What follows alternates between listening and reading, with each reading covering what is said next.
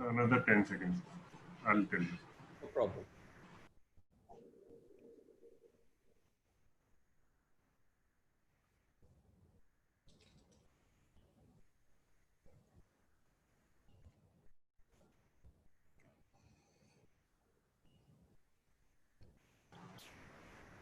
So we are live on all platforms.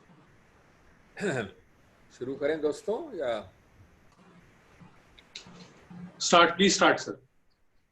नमस्कार दोस्तों, धन्यवाद इतवार को हमारे साथ जुड़ने के लिए। मैं सुओमोटू कुछ मिनट बाद लूँगा, उससे पहले मैं आज की ब्रीफिंग को जोड़ना चाहता हूँ यूथ कांग्रेस के अभियान से। रोजगार वाला अभियान, रोजगार दो, ये मांग एक अभियान या यूथ कांग्रेस की एक स्लोगन ही नहीं है, लेकिन ये एक प्रतीकात्मक रूप से बताता है, दिखाता है एक वेदना, एक हृदय से चीर कर निकली हुई आवाज इस देश के सभी युवाओं की, प्रवासी श्रमिकों की, सैलरीड क्लासेस की, इत्यादि इत्यादि।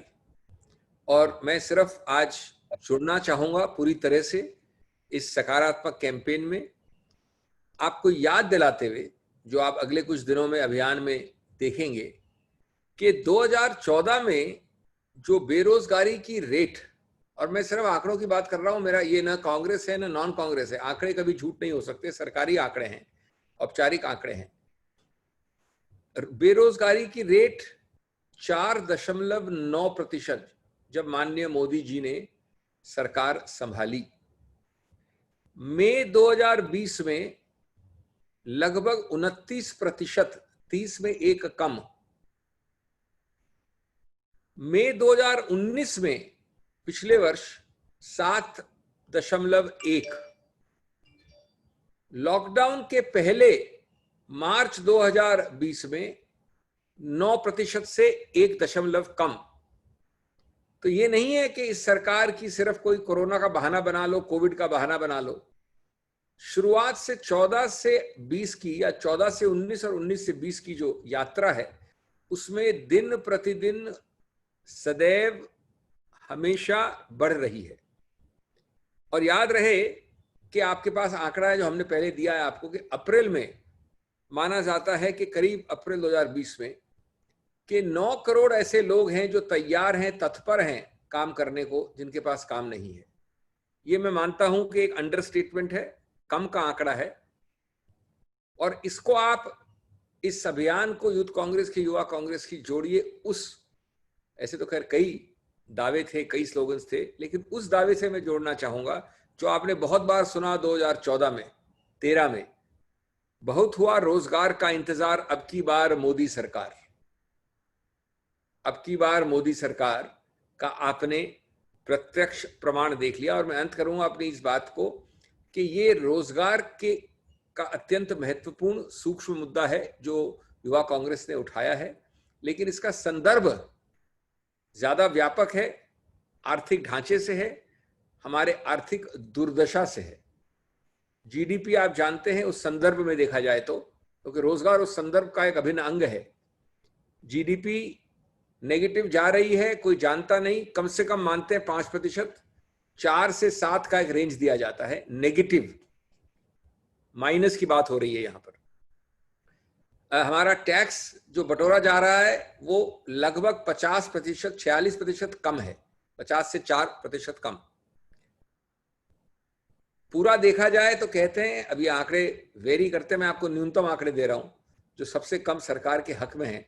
12 करोड़ लोगों ने अपनी रोजगार गंवाई है।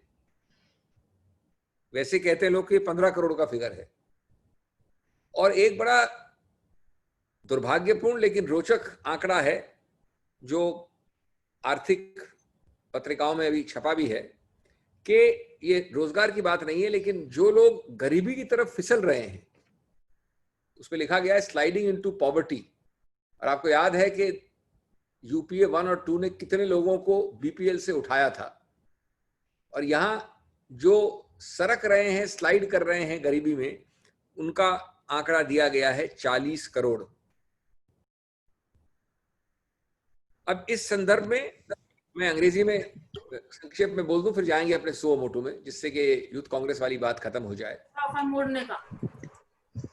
Hello, can I continue? You can all hear me? Yes, sir. Please.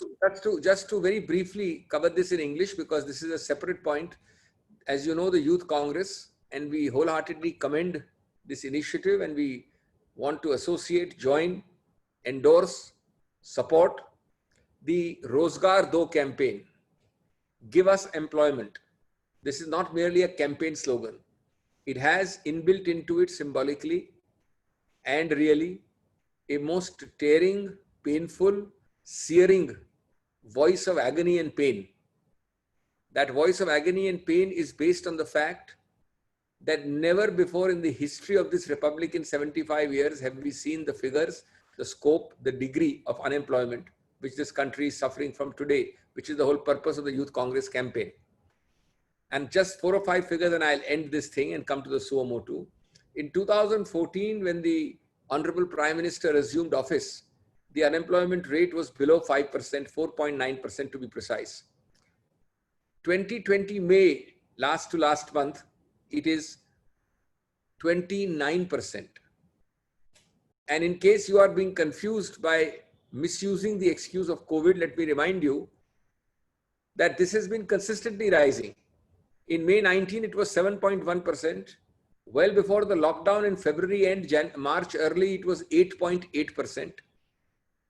There has never been an abatement in this constant secular trend of rise. It is not an episodic or a seasonal factor.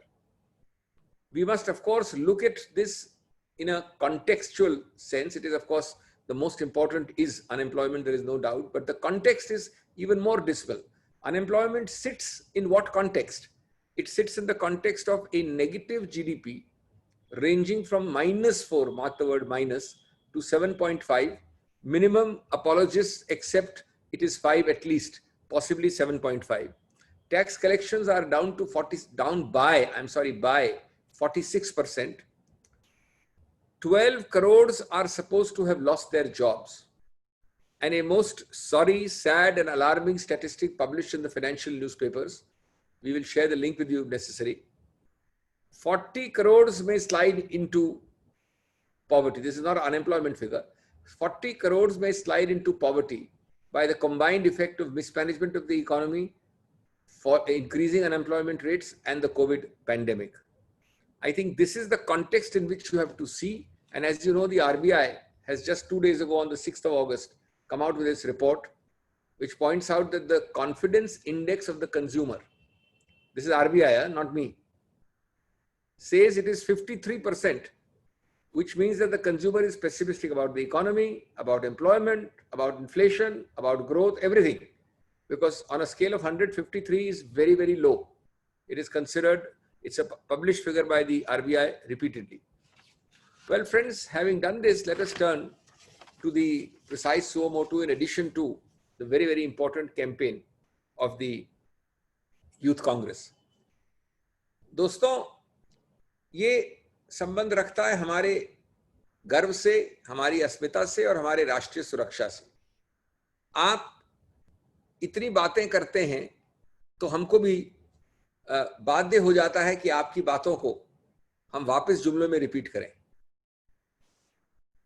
Modi ji की 56 inch का बस बज रहा है been, अब न डरता है नेपाल न डरता है चीन।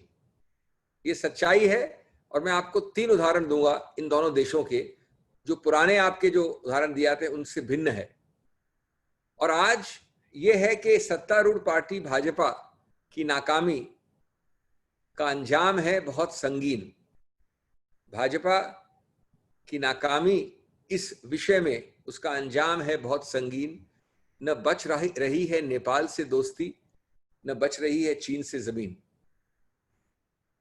इसके क्या उदाहरण है, मैं क्यों बोल रहा हूं ये मैं इसलिए बोल रहा हूं कि 3 उदाहरण देना चाहता हूं मैं आपको, प्रकाशित हैं, पब्लिक डोमेन में हैं, और सरकार चुप्पी साधे हुए रहती है, सरकार जवाब नहीं देती, एंगेज नहीं करती। नंबर 1, तिब्बत में यिंगोंग नदी है, यिंगोंग, वहां पर एक कृत्रिम झील बनाई जा रही है, जो मैं अतिशयोक्ति नहीं करना चाहता, लेकिन जिसको एक वाटर बॉम्ब भी कहा जा सकता है। एक वो बम हो सकता है पानी का भविष्य में, क्योंकि इसके नीचे है पूरा बेसन, जिसको अरुणाचल प्रदेश कहता है सियांग बेसन। सियांग नदी का बेसन है, उसके कई उत्तर, पूर्व, पश्चिम वगैरह हिस्से हैं, और इतना ये भविष्य में खतरनाक हो सकता है कि अरुणाचल प्रदेश के सभी विभागों ने रेड अलर्ट कर दिया है। अगर थोड़ा भी क्रैक या छेद हुआ उस कृत्रिम लेक में, तो सीधा दुष्प्रभाव पड़ता है नीचे सियांग बेसिन में, अरुणाचल में, और बाढ़ का, फ्लडिंग का बहुत ही भयानक, भयावह एक चित्र उस रेड अलर्ट में है। क्या सरकार ने आपको अवगत कराया? क्या सरकार ने प्रोटेस्ट किया? क्या सरकार ने अंतर्राष्ट्रीय स्तरों पे इसको उठाया? मैं ये नहीं कह रहा हूं कि आप जाके आक्रमण कर दें चीन पे और कुछ करें, लेकिन आपको बोलना है, चुप्पी नहीं साधनी है। इसका दूसरा उदाहरण, देप्सांग में बात चल रही है, आप जानते हैं देप्सांग में क्या हो रहा है चीन में। आप जानते हैं कि जो हमारी रोड है डीबीओ जिसको कहते हैं, बहुत ही अत्यंत महत्वपूर्ण है। लेकिन सच्चाई यह है कि इतनी बातों के बाद 2 आंकड़े छपे हैं, या तो चीन ने वहां 12,000, लेकिन मैं समझता हूं सही आंकड़ा है 17,000, और उसका नाम है 4th मोटराइज्ड इन्फेंट्री डिवीजन। इसके ट्रूप्स, इसके सैनिक वहां तैनात किए हैं। जब आपकी बातें चल रही हैं, पुल बैक कहां हो रहा है, वापसी कहां हो रही है, किसी को बताया नहीं जा रहा है। 17,000 न्यूनतम 12,000 की आंकड़ा है, सिर्फ इस इलाके की बात कर रहा हूं। और अगेन वापस कहूंगा मैं कि कुछ हमको कॉन्फिडेंस में लीजिए, सच्चाई बोलिए, छुपाइए नहीं, झूठी ईगो पे नहीं छुपिए। और तीसरा, आप बार बार राष्ट्रवाद और आंख दिखाने की बात करते हैं, लाल आंख और 56 इंच की छाती की बात करते हैं।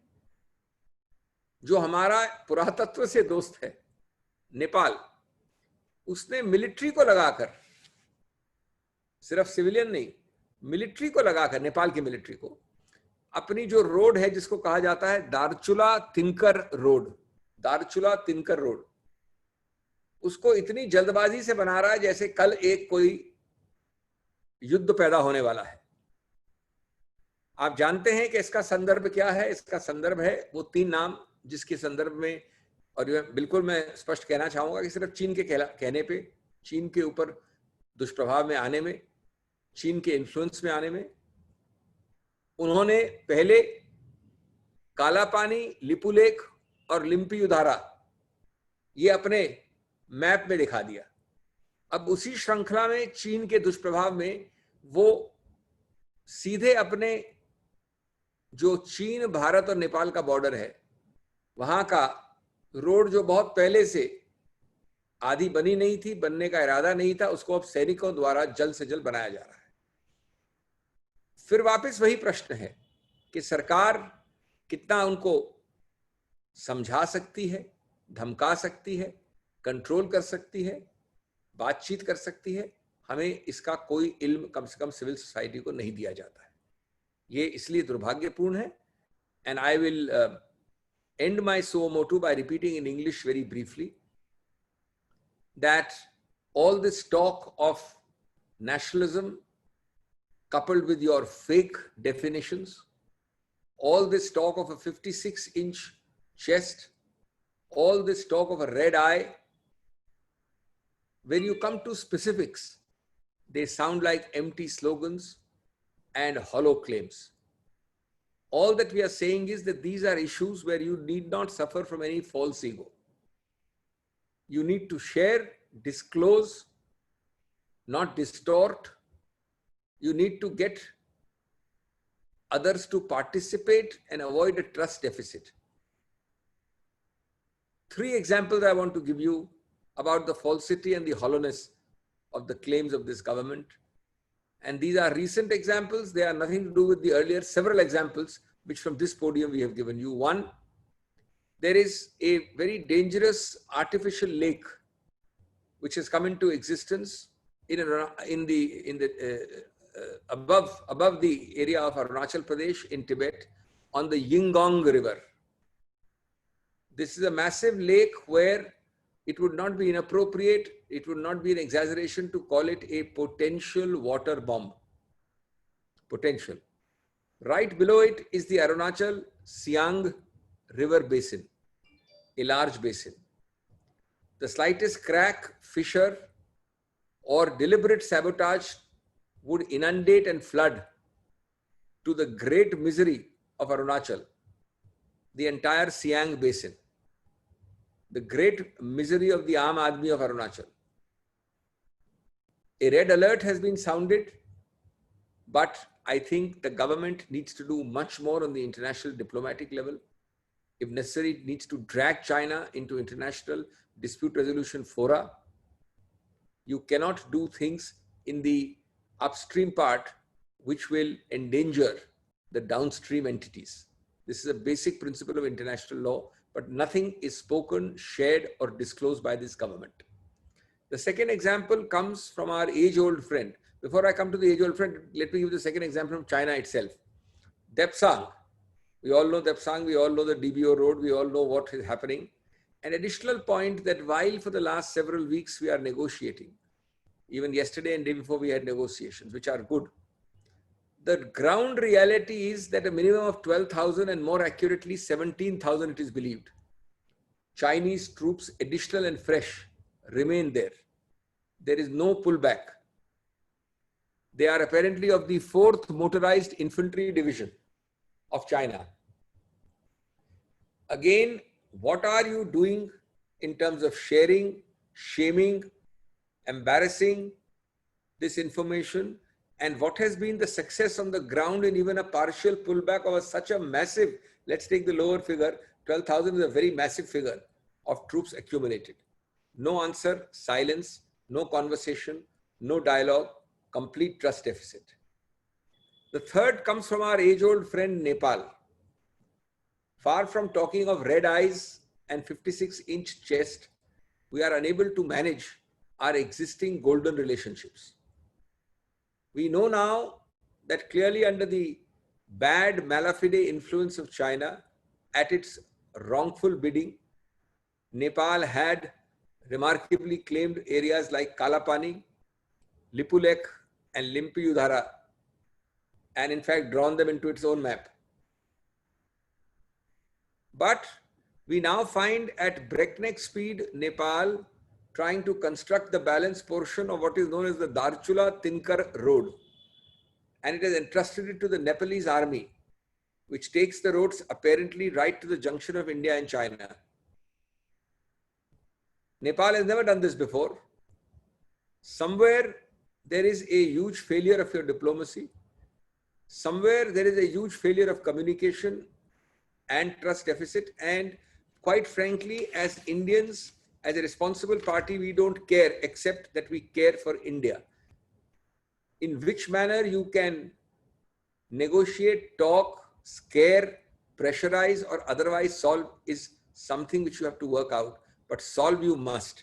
Otherwise, these are very serious, impending, and potentially disastrous national security issues. Thank you, friends. Thank you, sir. I'll invite questions. The first request has come from the PTI friend, Asim Kamal. Asim, can you hear me?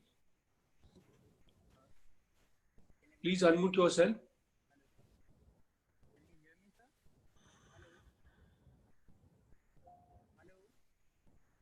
We can't hear him. उनकी आवाज नहीं आ रही है. Unmute क्या? अच्छा. I'll come to you, Asim. Siddharth is there. Siddharth from ANI. Siddharth, please सवाल पूछिए. Sir मेरा सवाल सुओ मोटो पर नहीं है, तो क्या मैं अभी पूछ लूं आपसे या 2-4 मिनट पूछ लेंगे प्रणव जी सबसे, उसके बाद पूछिएगा. आप पूछिए, किसी को सुओ मोटो में पूछना है कुछ? हाँ, सुओ मोटो से सवाल। Aseem, can you try once more? No, it's not coming. Nobody Can you else? try without the earpiece? I'll take another question in the interview. Rakesh Kapoor. Rakesh ji.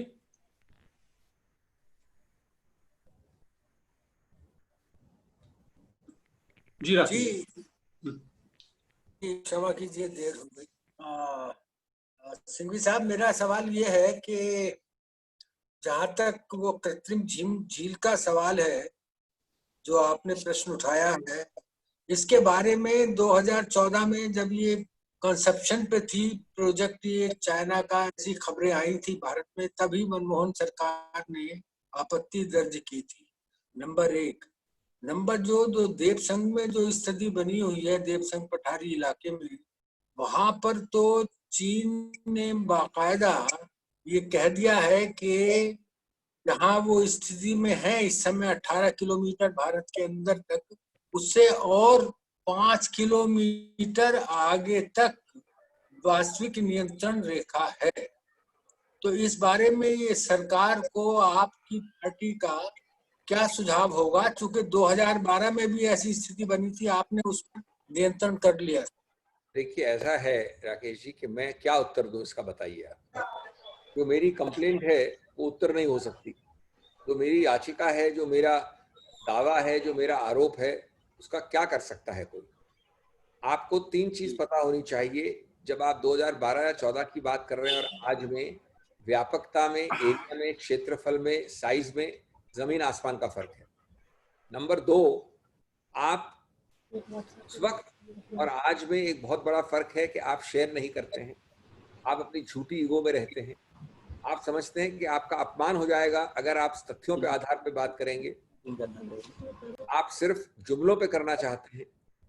तो इन सब से, और तीसरा जो आपने पानी वाली बात की, झील की, यही पूरा मुद्दा है। जब हमने इसको औपचारिक रूप से शुरू कर दिया तो आपको ये आवश्यक था कि इसको हाईएस्ट लेवल तक ले जाएं। ये तो इशू हमने कोई सुना ही नहीं पिछले कुछ 3-4-5 सालों में। ये आवश्यक था कि आप इसको, अगर सबसे उच्च स्तर पे चीन नहीं मानता है, तो आप इसको ट्राइब्यूनल्स पे ले जाएं, अंतर्राष्ट्रीय कोर्ट पे ले जाएं, अंतर्राष्ट्रीय डिप्लोमेटिक स्तर पे आप नेम एंड शेम करें।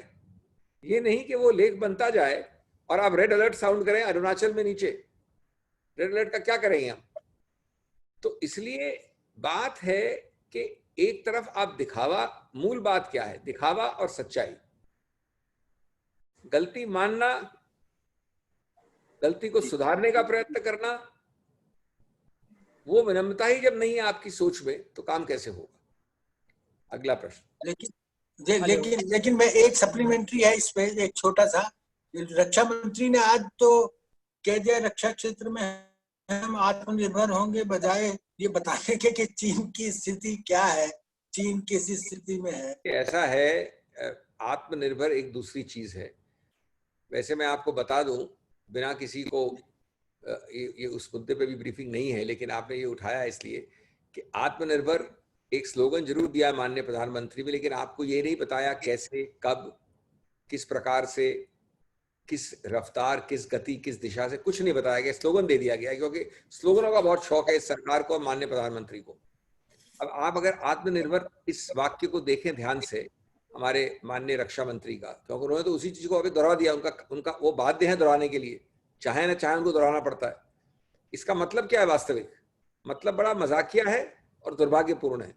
मतलब है कि भारत का सबसे ज्यादा इंपोर्ट कौन करता है इन चीजों का, जिनकी आज जिक्र कर रहे थे या कल जिक्र कर रहे थे रक्षा मंत्री?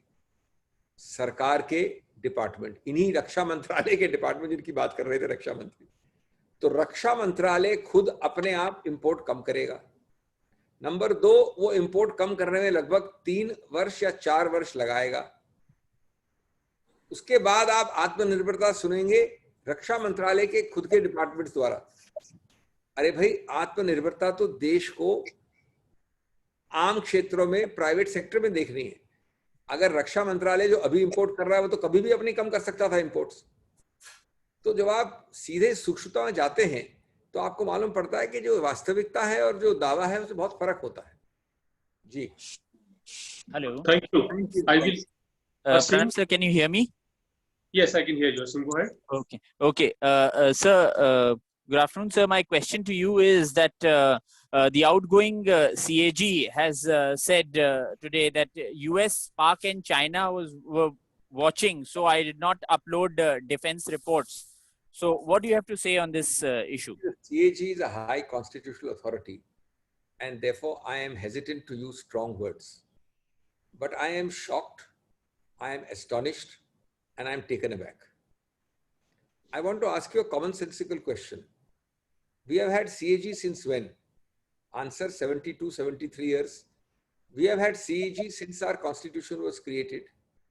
Are you telling me that earlier CAGs did not put up, disclose, or since internet came 15, 20 years ago, did not upload reports because they are scared that Pakistan and China will see it?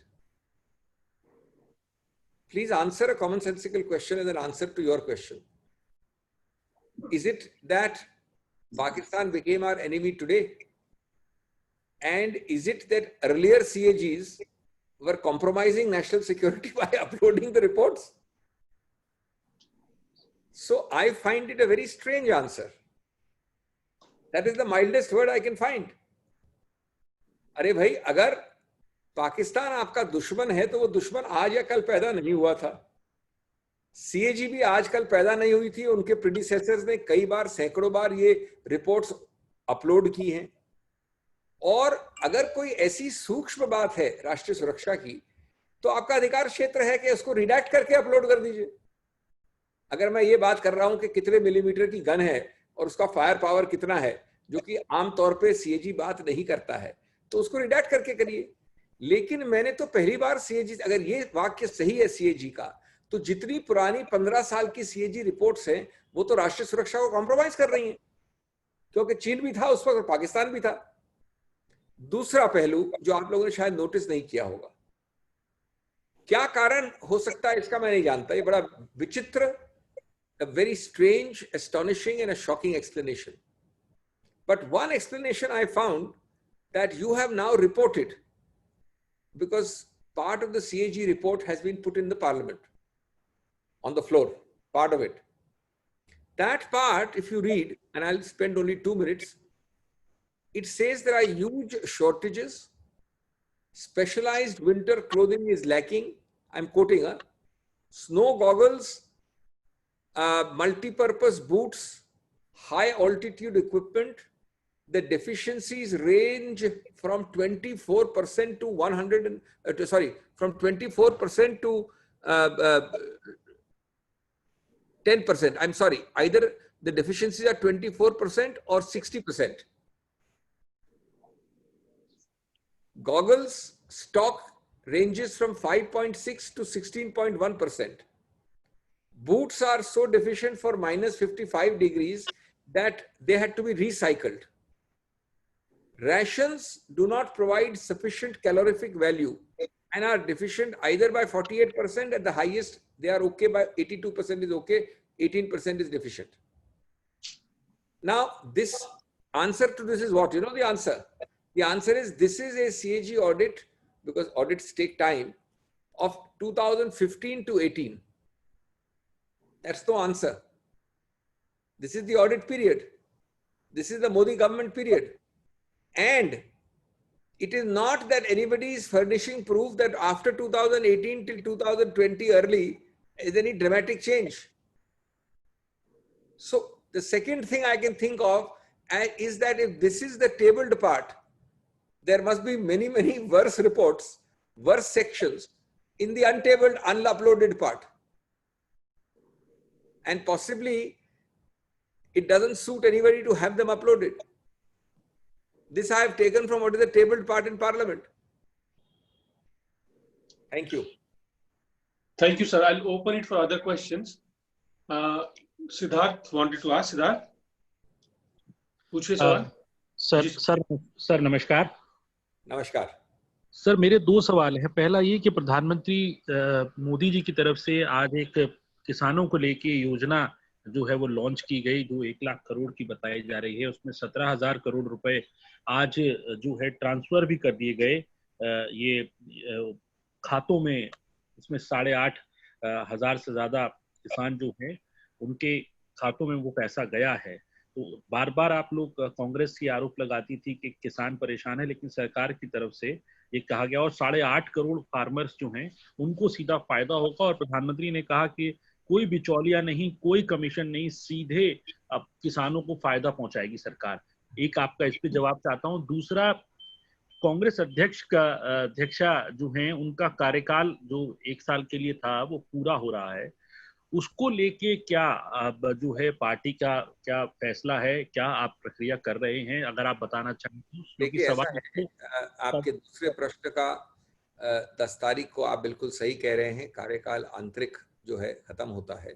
आप आश्वस्त रहें, इसकी एक प्रक्रिया होती है और वो प्रक्रिया जाती है CWC के द्वारा और आगे जाती है। वो जल्द निकट भविष्य में की जाएगी और आपको एक परिणाम आपके सामने आएगा। हमारे कांग्रेस के संविधान में वो लिखा है, हम उसको बाध्य हैं करने के लिए। वो होगा, हो रहा है और जल्द से जल्द आपको इसकी सूचना मिलेगी। जहां तक आपका पहला प्रश्न का सवाल उठता है, मैं तो पहले ही कहना चाहता हूं कि कांग्रेस इससे ज्यादा हर्षित कभी नहीं हो सकती कि जब आप कृषकों का फायदा करें। कौन व्यक्ति है इस देश में जो इसमें कोई बाधा या टिप्पणी करेगा? अच्छी बात है, बहुत किया है तो, लेकिन हर चीज में फाइन प्रिंट देख के फिर टिप्पणी करनी चाहिए। मैं और मेरी पार्टी 1-2 दिन लेंगे फाइन प्रिंट देखने के लिए, लेकिन अभी मैं आपको इतना बता सकता हूं कि प्रश्न नंबर 1, क्या ये 1 लाख करोड़ जिसका आपने दावा किया, ये उसी पुराने 0.5% GDP का जो फिस्कल स्टेबल उसके अंदर ही शामिल है या अलग से है, नया है, अतिरिक्त है? आपने जिसकी घोषणा 3 महीने पहले कर दी थी उसको सिर्फ रिलीज अब किया है या अतिरिक्त है? इस पे अगर आप मुझे संज्ञान दें तो मैं बहुत कृतज्ञ होऊंगा। मुझे इस पे अभी चेक करना पड़ेगा, मैं नहीं समझता कि इसमें कोई अतिरिक्त फंडिंग हो रही है। नंबर 2, अगर आप देखें वास्तविक कृषि की ग्रोथ, और मैं बार बार कह रहा हूं कि मैं सराहना करता हूं अगर कृषकों को ये एक्चुअल मिलेगा, देर मिला, किसी पुरानी स्कीम के अंतर्गत सिर्फ रिलीज और वितरण करने की घोषणा पे दावा किया तो भी मिला, तो हम इसके लिए बधाई देते हैं उनको सबको। लेकिन ये सच्चे सत्य तथ्य भी साथ में जाने चाहिए। और कृषि की जो रेट ऑफ ग्रोथ, विकास की दर है, वो आप देख लीजिए मोदी सरकार के 2014 से 19 और 19 से 20 के लिए न्यूनतम से न्यूनतम है। अब थोड़ी इंप्रूव हुई है, नहीं तो पहले तो कांग्रेस के UPA 1 और UPA 2 की जो औसतन रेट है उससे 1/3 से कम थी। तो ये 2 चीज है, पर लेकिन हम इसमें वापस आएंगे आपके पास पूरे तथ्य लेके। सर, कांग्रेस अध्यक्षा के उसको लेके भी मेरी बात बीच में रह गई सवाल में सर, वो ये था कि आपकी पार्टी के कई नेता भी जो है अलग अलग बयान दे रहे हैं। शशि थरूर जो कांग्रेस सांसद हैं, उन्होंने कहा कि अगर कांग्रेस अध्यक्षा सोनिया गांधी को कार्यकाल कंटिन्यू किया जाता है, बड़ा इंजस्टिस होगा ये उनके साथ, क्योंकि उनको वो जो है अलाउ जो है उनकी हेल्प नहीं करती है और सब चीजों को लेके उन्होंने बात रखी है अपनी। मैंने ये वक्तव्य बिल्कुल नहीं सुना है। अगर ये वक्तव्य है तो आपको उनसे पूछना चाहिए कि उनका क्या इसका अभिप्राय है। आज कांग्रेस अध्यक्ष, और देखिए आंतरिक होने का मतलब ये नहीं आंतरिक की पूरी तरह से अध्यक्ष होता है जब तक वो अध्यक्ष रहता है, और इसके बाद अगर बदलाव होगा तो उसकी प्रक्रिया स्थापित है हमारे संविधान में, इसमें तो कोई दो राय। संविधान में chapter and verse, comma and full stop लिखा हुआ है। तो आपकी टिप्पणी और मेरी टिप्पणी से क्या होने वाला है? Thank you sir. प्रक्रिया है। अगला सवाल जैनेंद्र है ABP से। जैनेंद्र पूछे। Thank you Pranab sir. Singhvi sir, मेरा सवाल ये है कि एक के बाद एक कांग्रेस के राज्य इकाइयों में झगड़े जो है सामने आ रहे हैं। ताजा मामला पंजाब का है सर, जहां पर कि आपके senior leader Rajya Sabha member Bajwa ji जो है वो चीफ मिनिस्टर को बीजेपी के टच में बता रहे हैं। दूसरी तरफ उनकी सिक्योरिटी वापस ले ली गई है। शराब कांड को लेकर के कांग्रेस में अंदर से झगड़ा हो रहा है। तो सर कांग्रेस हाईकमांड क्या रुख रखता है, जो एक के बाद एक अंतर कलह कांग्रेस के अंदर सामने आ रही हैं अलग अलग राज्य इकाइयों में, और पंजाब पर क्या रिएक्शन है सर? कि आपने कुछ ज्यादा ही कड़े और कड़वे शब्द इस्तेमाल कर लिए हैं। मैं इसका संज्ञान रखता हूं और मैं इसको सही नहीं समझता कि बहुत कठोर शब्दों का प्रयोग हो आरोप प्रत्यारोपों में हमारी पंजाब की इकाई में, और वो दुर्भाग्यपूर्ण कुछ शब्द हुए हैं इस्तेमाल दोनों तरफ से, इसमें कोई संदेह नहीं है, आप सही कह रहे हैं। लेकिन उसको यहाँ तक ले जाना कलह या विभाजन के स्तर पे, वो बिल्कुल गलत होगा। ये एक मत है, एक पर्सनल व्यू है माननीय सांसद का, उन्होंने व्यक्त किया है, उसका एक वापस रिएक्शन आया है। मैं समझता हूं कि वो रिएक्शन इस पे आधारित था पीसीसी प्रेसिडेंट का, कि पार्टी के अंदर वो सभी स्तर हैं, वो सभी यंत्र तंत्र हैं जिनके अंदर इनका डिस्कशन हो सकता है। उसके बाद मैं आपको याद दिलाऊं कि माननीय मुख्यमंत्री ने एक प्रकार से कहा है कि हम कड़े से कड़ा दंड देंगे और इसको हम एक युद्ध मानेंगे, मानवता का युद्ध और क्राइम का युद्ध, और आश्वासन दिया है। और कोई कम्युनिकेशन गैप जरूर रहा होगा, मैं फिर भी आगाह करूंगा, प्रार्थना करूंगा कि आपके खुद के निजी फीलिंग्स कितनी भी स्ट्रांग हो, किसी भी सांसद या किसी भी एमएलए और किसी भी पदाधिकारी को कड़े शब्दों का प्रयोग नहीं करना चाहिए, लेकिन इससे ज्यादा कुछ नहीं है। ये समझना कि सरकार में कोई प्रश्न चिन्ह है, मैं समझता हूं मजाकिया चीज होगी। बिलाल जी स्वराज एक्सप्रेस से, बिलाल अनम्यूट करिए। सर मेरा सवाल है, अभिषेक जी, मैं बिलाल सब्जवारियर्स कर रहा हूँ। मेरा सवाल है कि पंजाब के अंदर जो नकली शराब का मुद्दा है, उस पर सुखबीर सिंह बादल का ये कहना है कि अगर सरकार ने समय रहते हुए इस पर कदम नहीं उठाए तो सोनिया गांधी के आवास 10 जनपद पर वो धरना देंगे। इस पर आपकी क्या प्रतिक्रिया? गणतंत्र है, लोकतंत्र है। मैं नहीं समझता कि अगर शांतिपूर्वक, और इम्पोर्टेंट वर्ड जो अंडरलाइन करना है, शांतिपूर्वक कोई असहमति करना चाहता है और प्रदर्शन प्रकट करना चाहता है, तो इसमें जो कानून होता है वो होता है, आप जानते हैं। सोनिया गांधी तो इन मामलों में बहुत लिबरल हैं, लेकिन अगर ये धमकी है तो धमकियों से कोई फर्क पड़ता नहीं है। आपको पता है कि ये सरकार बाहर क्यों निकली, बादल साहब की सरकार, आपको पता है किस निकम्मेपन के कारण, किस दुर्दशा के कारण उस प्रदेश की निकाली गई। तो अभी वो झुंझलाहट में ऐसी चीजें बोलने से कोई फायदा नहीं है। अगर उनको कोई भी सकारात्मक सुझाव है तो पंजाब सरकार को दें, और अगर वो समझते हैं कि धरने से और गणतांत्रिक तरीकों से जो उल्लंघन नहीं करते हिंसा की रेखा का, तो उसको भी करें, वो स्वागत है उनका। Thank you. Move to the next question. Samia from Times Now. Samia.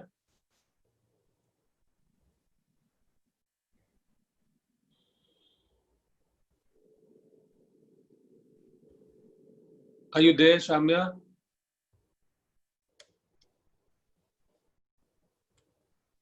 Seems she's got disconnected.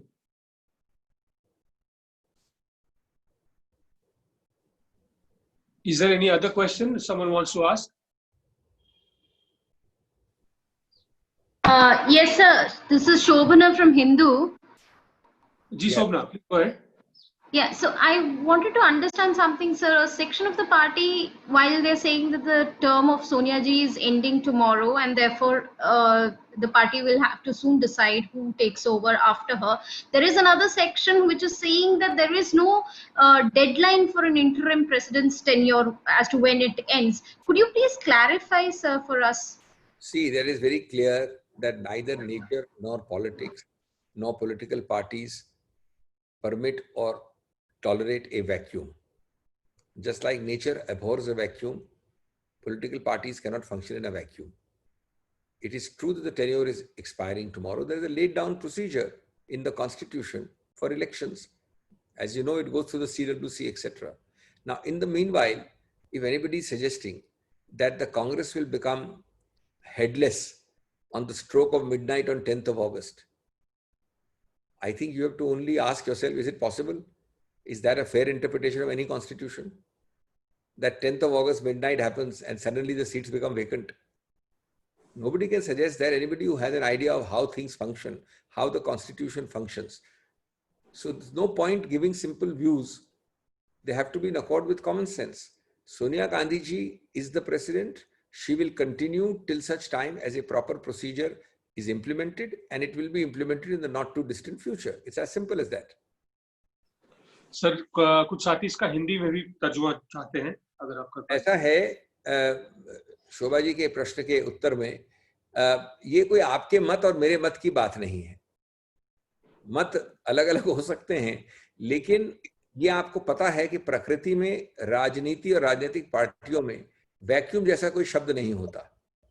अगर कोई ये कह रहा है कि कोई अध्यक्ष है और वो अध्यक्ष चुना गया था 10 अगस्त तक, 1 साल पहले, और बीच 12 बजे रात को 10 तारीख को वो कार्यकाल समाप्त होते ही अचानक इस पार्टी में एक वैक्यूम हो जाएगा, कोई अध्यक्ष नहीं बचेगा, तो मैं समझता हूं ये मजाकिया चीज होगी। ये ना कभी कानून में होता है, ना संविधान में होता है, ना राजनीतिक पार्टी में होता है, ना कहीं होता है। बड़ा सरल उत्तर है इसके 2 लाइन का। सोनिया गांधी जी हमारी अध्यक्ष हैं। सोनिया गांधी जी अध्यक्ष रहेंगी जब तक जो कांग्रेस की प्रक्रिया है संविधान में, जो CWC के थ्रू जाती है, इस प्रक्रिया के आधार पर वापस किसी को चुनावित करेगा।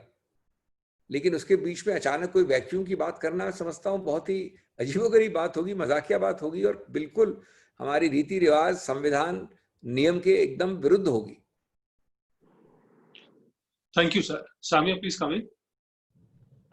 Sir, I wanted to ask you a question about the ongoing Sushant Singh Rajput case, where Maharashtra government has also filed an affidavit. And while the matter is being probed by the CBI, the Maharashtra government still maintains that Maharashtra police is carrying out the due diligence as far as the investigation is concerned. So you may also be appearing on behalf of Maharashtra government, not in the case related to the affidavit. So what is going to be the Congress standpoint in all of this? Your last sentence answers your question. Since I am appearing on Tuesday for the government of Maharashtra, unlike many others who are right, left, and center violating this basic rule, I don't intend to comment. Certainly not. And I can only say one sentence without commenting, that I think it's time everybody on the street, in the TV studios, started becoming judge, jury, executioner, prosecutor, accused, complainant, all rolled into one. I think it's important to let a process work itself out. And since I'm appearing, I will say nothing more. Thank you, sir. We've run out of questions. Thank you. I need it, sir. Okay. Thank you to everyone. Thank you. Thank you very much, sir. Thank you. Thank you, sir. Thank you. Thank you, sir.